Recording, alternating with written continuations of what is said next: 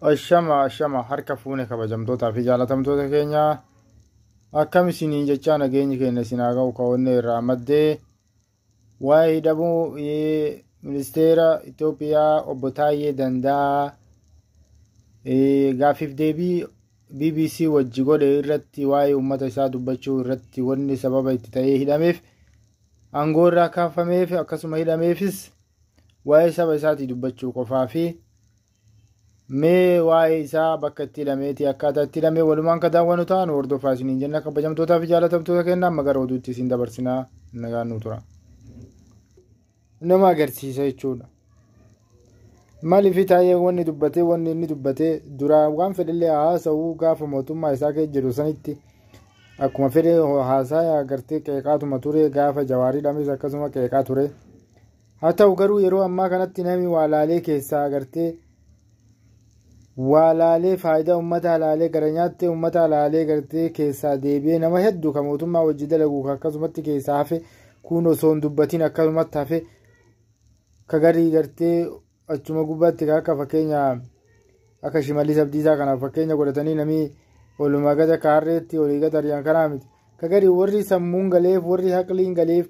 malumaan keessaa bahuu jira kun keessaa dhaabbatu jira kun keessaa bahuu jira kun keessaa baqatu jira. Akkasii isiniin jecha uummata kiyyaamee haasaa Taayyee fi akkasuma rakkoo gartee mootummaan kun irratti hidhatee waa'ee abaa'oo jeenii shugguxii agasii mana keessaa guurre alaabaa agasii mana keessaa guurre koompitara agasii mana keessaa guurre gaarii agasiitti balbala dura ciisaa waan kana jedhu waan gara biraa qabatanii alaabaa fi qawwee gara biraa qabatanii shugguxii adda addaa gara biraatti qabatanii itti dhufanii fakkeenya akka waan inni gartee mana kana keessatti kuusan gartee deeggartoota warra shanee yookaan abaa'oo ta'ee mootummaa irratti duulu jiruutti akkasitti fudhatanii gartee shira irratti xaxanii akkasitti gartee qabanii deemaniin footoo adda addaa wajji kaasaa. Kuni waan duraanuu beennu waan gartee keessa gartee gaturre nama akkas godhanii nama gartee nama nagaa waan tokko gartee ama biyya takka takka gartee warra diraayii warra gartee waan akka ashiishaa namni warra biyya adda addaa keessatti ka Itoophiyaan ta'an yoo ati fayyadamte namni kun yoo si qabuu fedhe ashiisha yookaan waan diraayii waan kiisha keessa si qabeeti si gaafa si qabee akkiin si deemu kiisha kee keessa waalaalee kiisha kee keessatti gisee bangii tana fuudhu duraan isa si keessa qabe beektaa fuudhu kanaan si qabne jedhanii si geessanii kootinii si dhaabanii mallaqa agarsiisa irraa nyaatan jechuudha. Amma Itoophiyaan waan agasii mana kee fiddeeti mana kan kee keessa waan aganaa waliin qabnee waan baratamee waan duraan jiru waan haaraa miti kun.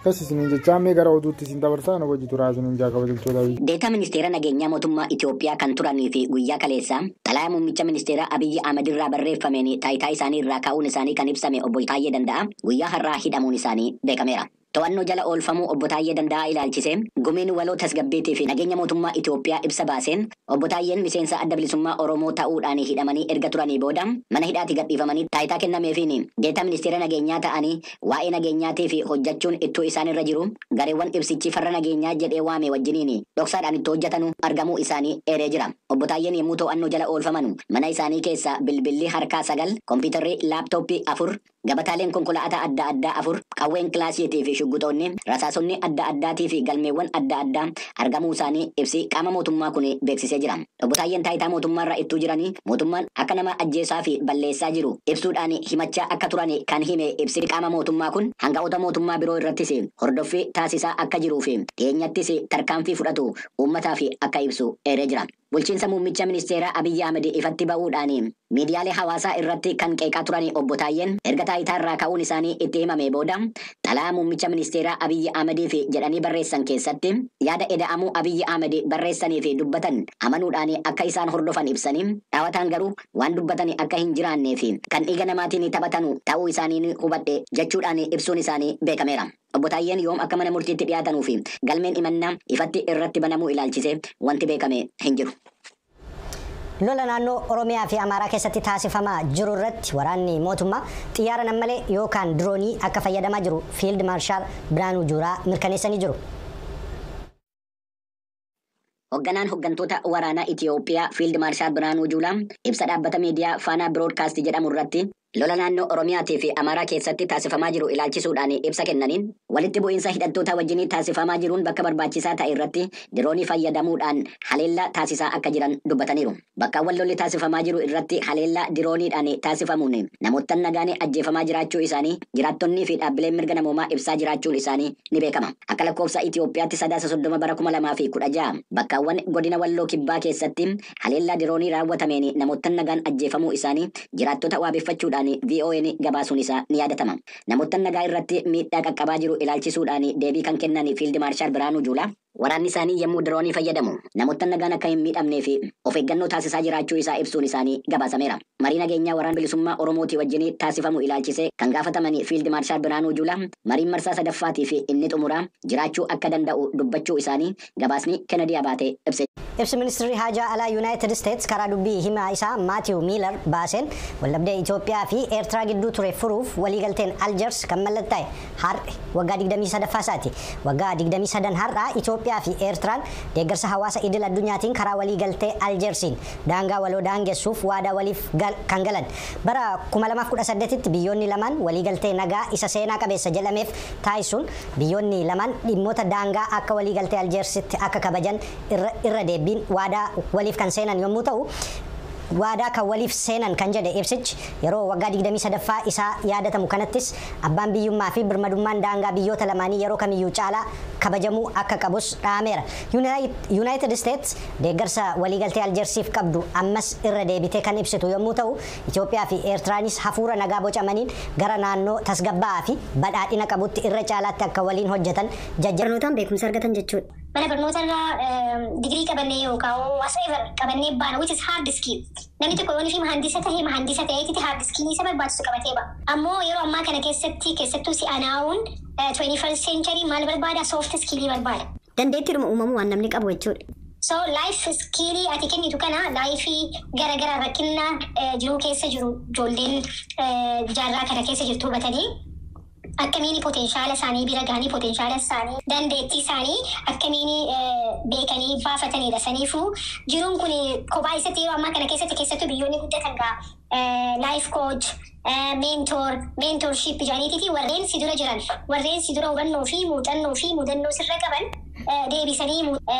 muuxannoo fi beekumsa isaanii saniin deebisanii karaa sana deemee jiruun akkas jedhanii ija ati ilaaliniin karaa ati ilaaliniin si agarsiisanii jiruu tanti akka ati tattaafattee bakka kaleessa jirturraa kara fooyyee deemtu gochuudha. Isin leenjistummaa yookaanis immoo life coach isa jedhu kana attamitti gara kana dhuftan? Seenaan illee seenaa dheertuudha. Barnoota qofaanii miti of course inclination kiyya gaafa mana barnootaa baradhus nama gargaaru ijoollee waan hubatiin akka isaan hubatan high school maa gaafan jiru even gaafa universities baradhu ijoollee naa gadi ijoollee waan hubatiin taa'ee akka isaan hubatan gochuudhaan jaaladhan ture gaafaan ijoollee. Deen achirra dhaabbaddeeni koorsiilee short koorsii kennamuutu jira biyyoota adda addaa. Ganna 15 duraan Maleeshiyaa deemee koorsii personal self help waan jedhamu kanarratti akkamiin kennaan qabu yookaan dandeettii qabu kan akkamiin hin baasa jeen koorsii biyya adda addaa deemee especially faadhistiitu kanaan beekama. Maleeshiyaa, Indoneeshiyaa, Hindiin deemuudhaan koorsiilee adda addaa fudhadheetiin karaa kana kan hin dhufee garuu san qofa osoo hin ta'in anis waan hin barbaaduuf jecha kitaaba baay'een dubbisee asirratti kitaaba baay'ee dubbisuunis muuxannoo kan kee muuxannoo nama biraa leenjilee argattuu fi mudannoo jiruu tantee keessatti si mudatu kana walirratti godhifite barattee you become the best teacher. Barsiisaa qofa osoo hin ta'in jiruu kee keessaa maal jedhama madda jiruu kee keessaa baha onnee kee keessaa baha. Sirriidha fedhii namni tokko nama gargaaruudhaaf keessa isaa jireenya isaa keessa fedhiin yoo jiraate